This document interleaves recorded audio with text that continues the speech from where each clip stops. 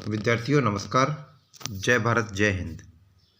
History by captain doctor Rajendra जय मान सिंह।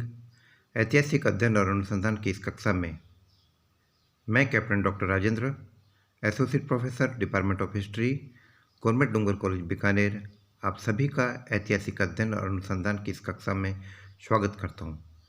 विद्यार्थियों, मेरी आज की कक्षा राजकीय डूंगर महाविद्यालय बीकानेर के बीए पाठ द्वितीय के विद्यार्थियों के लिए है। बीए पाठ द्वितीय के विद्यार्थियों के अध्ययन की श्रृंखला के अंतर्गत विद्यार्थियों, आज मैं आपसे बात करने वाला हूँ मारवाड़ के शक्तिशाली शासक राठौड़ मालदेव के बारे में। वो शक्तिशाली राठौड़ मालदेव जिसने राठौड़ों की ताकत को, मारवाड़ के राठौड़ों की ताकत को अपनी चरम सीमा पर पहुँचाया। ऐसा कहा जाता है कि मालदेव की उपलब्धियों के कारण ही मालदेव के बारे में से जानकारी मिलती है कि मालदेव के बाद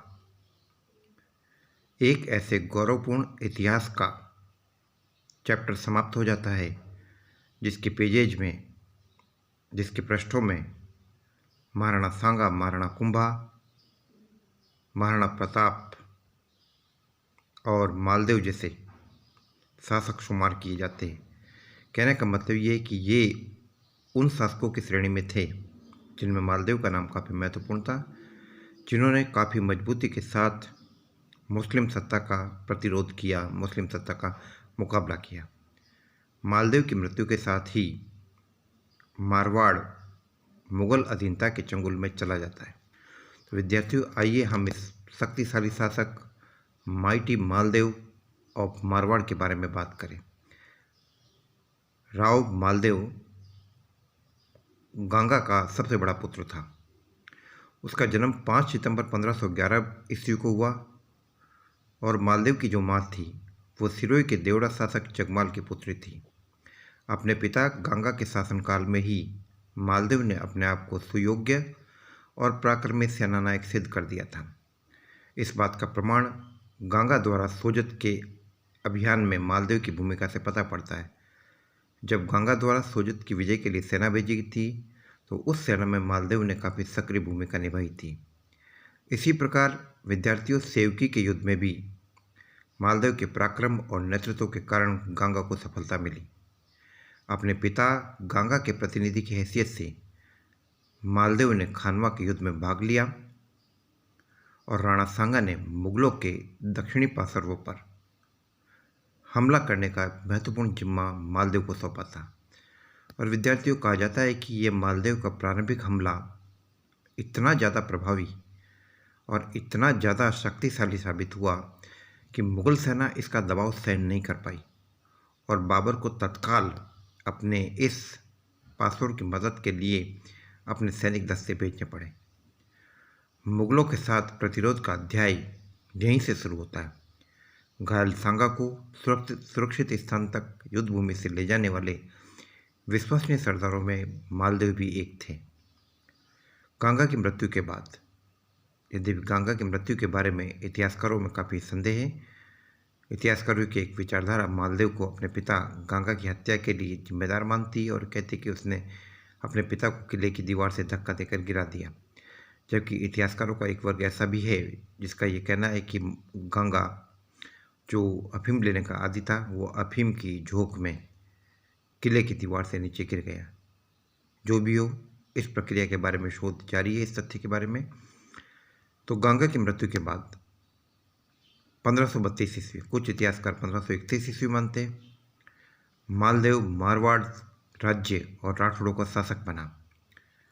लेकिन विद्यार्थियों, उत्तराधिकार में उसे केवल उस वक्त जोधपुर और सोजत के 2 परगने ही मिले थे। अन्य परगनों के राठौड़ सरदार केंद्रीय सत्ता से लगभग स्वतंत्र हो चुके थे और वे जोधपुर के शासक को केवल अपना कुलीय नेता, अपना वरिष्ठ मानकर सम्मान करते थे, न कि अपना शासक मानकर।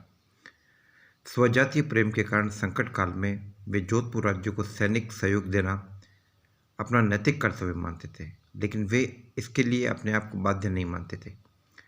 इसका सबसे बड़ा कारण यह था विद्यार्थियों कि इन राठौड़ सरदारों अथवा उनके पूर्वजों को ये परगने जोधपुर राज्य की ओर से जागीरों के रूप में नहीं मिले थे, बल्कि इन्होंने जोधपुर राज्य की सहायता अथवा बिना सहायता के स्वयं अपने पराक्रम से जीते और अपने ही बलबूते पर अपने अधिकृत क्षेत्रों पर अपना प्रभाव बनाए हुए थे। जोधपुर मारवाड़ के राठौड़ों की परंपरागत राजधानी थी। यहाँ का राजा राजस्थान के सभी राठौड़ राजाओं का जातीय नेता माना जाता था। राठौड़ों के अलावा कुछ अन्य जातियों ने भी मारवाड़ के क्षेत्रों में अपना शासन कायम कर रखा था, जैसे कि बिलाड़ा में सिरवी, भादराजून में वीरा सिंघल, नागौर में मोहम्मद खान, जैसलमेर में भाटी लूणकरण, फतेहपुर, झुंझुनू और डीडवाना में कायम खानी मुसलमान, जालोर में बिहारी पठान और अजमेर में जगमाल का शासन था। लेकिन विद्यार्थियों, मालदेव एक महत्वाकांक्षी शासक था। वह सांगा के पद चिन्हों पर चलकर उत्तरी भारत में राजपूतों की सर्वोच्चता को पुनः कायम करना चाहता था। उसने अपनी निरंतर सैनिक विजयों और कूटनीति के द्वारा मारवाड़ राज्य की सीमाओं का विस्तार किया और अपने राज्य को उत्तरी भारत का एक शक्तिशाली राज्य बना दिया। इसीलिए समकालीन फारसी इतिहासकारों अबुल फजल, बदायूनी, निज़ामुद्दीन अहमद ने उसे हिंदुस्तान का हस्मत वाला शासक कहा और मुक्त कंठ से उसकी सूरवीरता की प्रशंसा की। विद्यार्थियों, आइए हम गौर करते हैं उन परिस्थितियों के बारे में जो राव मालदेव के समय में मौजूद थी। उत्तरी भारत की तत्कालीन परिस्थितियों ने भी मालदेव को अपनी महत्वाकांक्षी विस्तारवादी नीति को कार्यान्वित करने का अनुकूल अवसर दिया। भारत में मुगल साम्राज्य की स्थापना करने वाले बाबर की 1530 में मृत्यु हो चुकी थी और उसका उत्तराधिकारी हुमायूं विलासी, अकर्मण्य और अयोग्य सिद्ध हो रहा था। उसे अपने शासन के प्रारंभिक 10 वर्षों में गुजरात के सुल्तान बहादुर शाह और अफगानों के नवोदित नेता शेर खान सूरी से निरंतर संघर्ष करना पड़ा था और अंत में उसे अपने साम्राज्य से हाथ भी धोना पड़ा था। अपने शत्रुओं के साथ संघर्ष में उलझे रहने के कारण हुमायूं को मारवाड़ की तरफ ध्यान देने का अवसर नहीं मिल पाया। खानवा के बाद विद्यार्थियों, राजस्थान का राजनीतिक संतुलन गड़बड़ाया। राणा सांगा की पराजय और उसके कुछ समय बाद ही उनकी मृत्यु के परिणाम स्वरूप मेवाड़ की ताकत अपनी सर्वोच्चता से अब पतन की तरफ अग्रसर होती जा रही थी।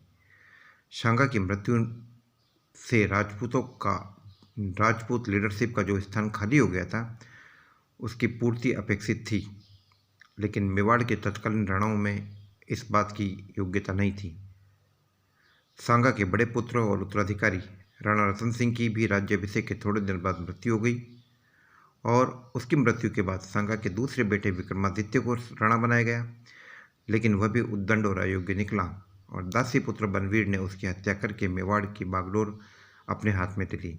बनवीर ने सांगा के अंतिम ज्येष्ठ पुत्र उदय सिंह को समाप्त करने की योजना बनाई, लेकिन पन्नाधाय ने उसे बचा लिया। तो इस प्रकार मेवाड़ की कमजोर राजनीतिक स्थिति और पूर्वी राजस्थान में आमेर के कछावा राजपूतों की स्थिति भी कमजोर थी। बीकानेर में राठौड़ों का शासन था, लेकिन उनमें मालदेव का सामना करने अथवा मालदेव की विस्तारवादी नीति को रोकने की ताकत नहीं थी। तो इस प्रकार की अनुकूल परिस्थितियों में मालदेव ने अपनी शक्ति को संगठित करके अपनी सर्वोच्चता कायम करने की कोशिश की। तो विद्यार्थियों, अभी मैंने आपसे बात की मालदेव के शासन के वक्त, राज्यारोहण के वक्त की राजनीतिक परिस्थितियों के बारे में और हिंदुस्तान के राजनीतिक परिप्रेक्ष्य के बारे में। आगे की कक्षा में विद्यार्थियों, मैं आपसे बात करूंगा मालदेव के विस्तारवादी अभियान के बारे में। जय भारत, जय हिंद।